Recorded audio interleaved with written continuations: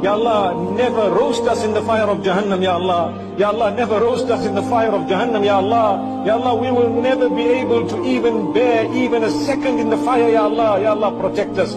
Ya Allah, write our name tonight from amongst those who are free from the fire of Jahannam, Ya Allah. Ya Allah, write our names from amongst those who are free from the fire of Jahannam, Ya Allah. Ya Allah, grant us Jannah without reckoning, Ya Allah. If you are to take account of our deeds, we are too embarrassed of what we've done, Ya Allah. Ya Allah, we are too embarrassed of what we have done. Ya Allah, don't look at our deeds. Ya Allah, forgive us without reckoning. Ya Allah, forgive the Ummah of Muhammad sallallahu alayhi wa sallam. Help us love one another solely because we share the kalima, La ilaha illallah, Muhammadur Rasulullah.